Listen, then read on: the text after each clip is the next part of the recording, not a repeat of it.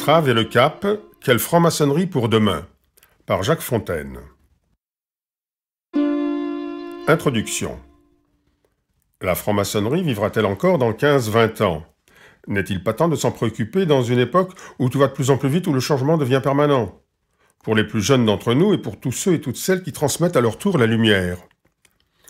On peut osciller entre deux positions extrêmes. La tradition maçonnique est d'airain pur, elle est trop solide pour disparaître car ses finalités et ses valeurs n'ont pas d'âge.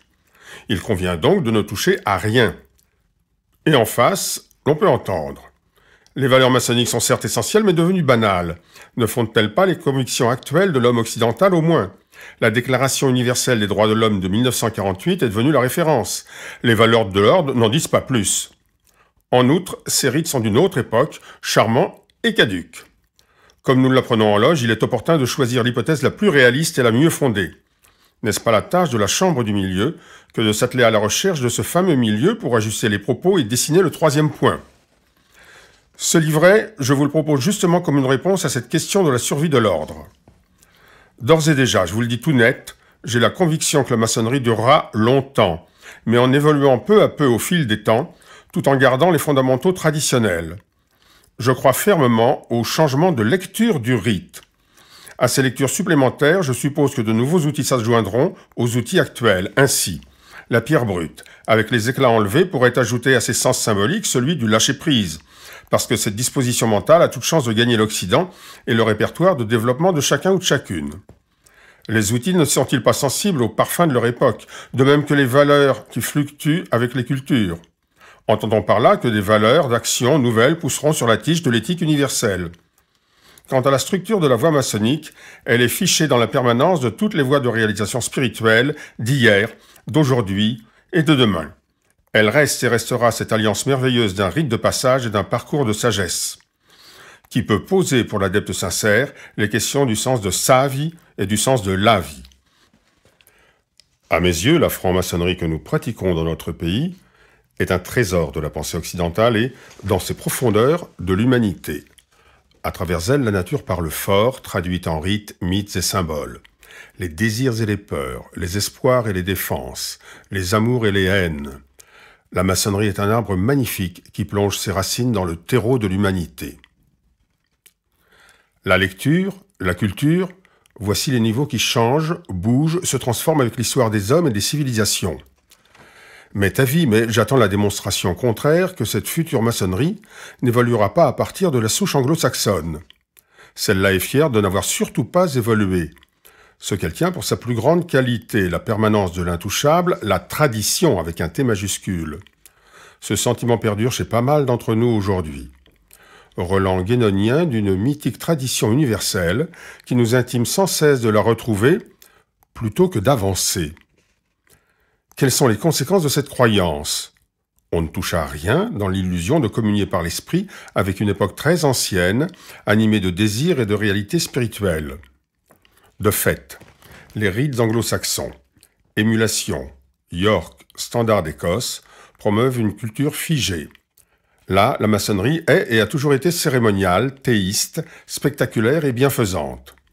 Un frère américain peut être initié avec des dizaines d'autres, passé compagnon puis maître en 2-3 ans sans formation ni travail personnel explicite. À raison s'il est très sérieux d'une tenue tous les mois au mieux. Il ne manquera pas de préciser son nouvel état sur sa carte de visite. Les traits empruntent beaucoup à la formule des clubs-services. Elle ne convient plus à l'époque actuelle de crise et d'annonce de grands bouleversements dans l'humanité. Cette maçonnerie est en train de mourir. Le temps dévore ceux qui se crispent sur le passé. Mais nous, pendant 3 siècles, nous avons évolué. Je ne parlerai pas dans ces cahiers de notre histoire. Les professionnels en la matière ont produit des ouvrages nombreux et de belle qualité. L'évolution des obédiences ne sera pas non plus à l'ordre du jour. Elle raconte les épiphénomènes des regroupements, hélas, entachés de rivalité, de pouvoir, sans véritable lien substantiel avec les valeurs et les arcanes, rites, mythes et symboles. Que la caravane passe et que chacun monte sur le dromadaire adéquat de la grande obédience à la loge indépendante. Et l'essentiel dans l'avenir n'est pas là du tout. Il est dans la quête spirituelle et l'engagement qui s'ouvre à tous dans les rites de style français. Ce style, ce sont tous les rites en vigueur aujourd'hui. Le rite écossais ancien et accepté, le rite écossais rectifié, les rites français actuels ou de 1786, le rite de Memphis-Misraïm, le rite opératif de Salomon. Ces rites, qui ont agrégé dans leur mystère le cabinet de réflexion, les épreuves, le tableau de loge au centre de l'atelier, les planches pendant la tenue symbolique ou sociétale, les 3 baisers. Des finalités spécifiques au style français, comme le perfectionnement de l'homme et parallèlement de la société. En France, et dans les pays européens, au moins qui s'inspirent de ce modèle. Bref, pour reprendre l'apophthegme qui résumerait cette voie spirituelle, une spiritualité pour agir. Le grand Jean Jaurès le déclara à ses manières. Le courage, dit-il, c'est d'être tout ensemble, et quel que soit le métier, un praticien et un philosophe. Quand je me promène au gré des conférences et participe à des tenues, je suis étonné par les variations dont chaque rite est l'objet localement. Et ce, malgré les froncements de sourcils des frères et des sœurs patentés pour être des gardiens inspecteurs de l'ordre et du rite. On n'empêche pas au ruisseau de couler librement. Contraint dans des rives réglementaires, l'eau claire justement dérive et rejaillit ailleurs. Les organisations sont séculières et les arcanes réguliers. Sans aucun rapprochement, sauf celui de l'euphonie, avec la fantasque et vaniteuse notion de régularité. Au paradoxe, c'est dans ces variations que l'œil exercé peut repérer les germes de la franc-maçonnerie de demain. Dans ce guide, je n'invente guère. Ces linéaments rituels du futur, vous pouvez les observer de ci, de là. Tous ne chantent pas la parousie, mais beaucoup, jaillis des désirs loyaux des frères, des sœurs, signent le parchemin de l'avenir. Mon travail fut d'identifier les nouveautés, les analyser en fonction de l'évolution probable de l'humanité et les coordonner pour dessiner, à partir du socle français, une possible franc-maçonnerie pour demain. En bref, j'ai fait mienne cette analyse de Frédéric Lenoir. On assiste donc, dit-il, depuis quelques décennies à une accélération de la modernité. Certes, une modernité désenchantée qui a laissé se perdre en route la plupart de ses grands récits fondateurs, hormis celui sur la démocratie et les droits de l'homme. Cette ultra-modernité constitue une étape décisive dans le développement de la modernité depuis la Renaissance. Non seulement parce qu'elle voit se déployer toutes ses virtualités, mais aussi parce qu'elle se planétarise. Fin de citation. J'ai la conviction qu'une nouvelle maçonnerie sera charriée dans les eaux tumultueuses du changement de société. Nous pouvons nous préparer à ces décennies qui arrivent et que l'on nomme post-modernité. Je la qualifie du néologisme de libérative pour 2 raisons. La première parce que la voie que nous suivons aujourd'hui nous demande d'abord et en permanence ensuite de descendre en soi pour essayer de nous libérer. La seconde raison, la maçonnerie s'est libérée du dogme religieux en 1877 par les votes des convents du Grand Orient de Belgique 1876 et de France qui stipulèrent qu'il n'était plus obligatoire d'invoquer le grand architecte de l'univers. C'est une date charnière, à l'instar de 1717. Confronter les grands traits de l'évolution des mœurs à 10-15 ans aux usages et arcanes maçonniques actuels, puis essayer d'en déduire les formes futures de cette voie de réalisation, voilà l'enjeu. Je n'ai pas de compétences particulières pour décrire les changements qui feront la société de demain. Aussi, je me suis appuyé sur des livres sources. Ils sont réputés pour leur sérieux et leur vision. Leur rayonnement s'observe dans une notoriété au moins nationale. Je dois donc la moitié de ce guide aux ouvrages suivants. De Monique Atlan et Roger Paul Droit. Humain, une enquête philosophique sur ces révolutions qui changent nos vies. Flammarion 2012. De Michael Brungart et William McDonough. Cradle to Cradle. Créé et recyclé à l'infini. Édition alternative 2011. De Frédéric Lenoir. La guérison du monde, Fayard 2012. De Claude Arnaud. Qui dit « je » en nous, une histoire subjective dans l'identité, chez Grasset en 2011. De Jérémy Rifkin, La troisième révolution industrielle, dans Les liens qui libèrent 2012. Mais aussi pour sa pertinence visionnaire, Constant Chevillon dans Le vrai visage de la franc-maçonnerie. Et tous les autres, mes collègues auteurs qui souvent m'apportent des éclairages que je ne soupçonnais pas. Enfin, les frères, les sœurs, toujours en quête de l'inaccessible, quelle que soit leur loge et leurs croyances. Les auteurs qui ont écrit sur l'avenir proche, mettons 2 ou 3 décennies, peuvent être classés ainsi. Les 2/3 prédisent un avenir sombre de guerres et de folies, dans l'épuisement général de ressources et le pillage de la nature. Le tiers restant estime que nous pouvons faire confiance. La sagesse de l'homme parviendra à traiter peu à peu le monde malade. Qu'en retenir qui aura nécessairement des conséquences sur la doctrine et le vécu maçonnique? Avant de se poser la question de la franc-maçonnerie demain, qui est de l'ordre des conséquences, plantons le décor de l'évolution globale de la société humaine en plein bouleversement. On sait que l'humanité entière est happée par la spirale du changement tous azimuts, ne serait-ce que par l'alignement de l'Orient sur l'économie occidentale, et plus timidement sur les valeurs de nos pays.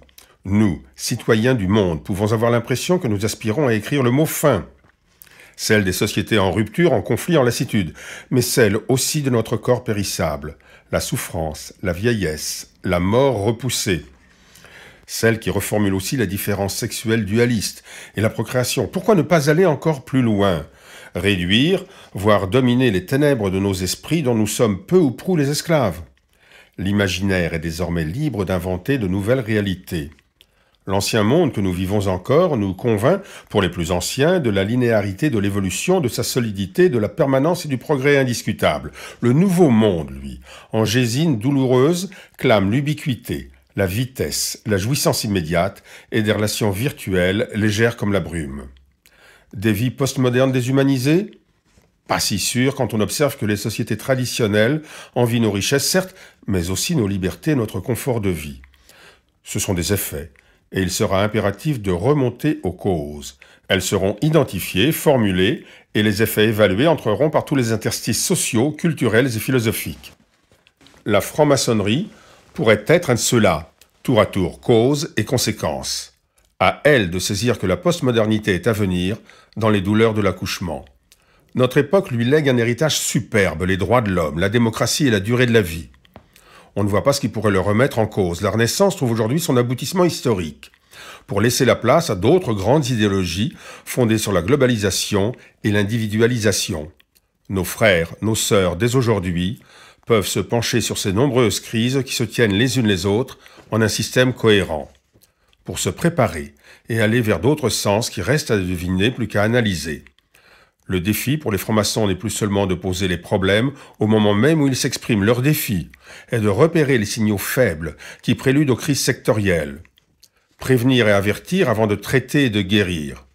En un mot, je considérerais comme certain que l'humanité est en pleine crise politique, économique, morale, scientifique et écologique. Je vous demanderai donc de bien vouloir admettre le temps de la lecture du livret que ces postulats peuvent être des constats. Votre avis, évidemment, prime dans votre quête. Et voici celui de Frédéric Lenoir. Je cite. « Par-delà tous les rafistolages éphémères d'une pensée et d'un système à bout de souffle, une immense révolution est en marche. Elle ne concerne encore qu'une minorité d'individus et les signaux qu'elle émet sont faibles. Mais parce qu'elle est mue par les deux grandes forces qui donnent sens à l'univers, la vie et l'amour, rien, sans doute, ne pourra l'arrêter. Seul le temps nous est désormais compté, car nous savons aussi que les comportements égoïstes et irresponsables continuent leur œuvre de sape des sociétés humaines et de destruction des écosystèmes de la planète. Nul ne sait tout, ni quand se situera le point de nos retours. Raison de plus pour aller de l'avant. » Fin de citation.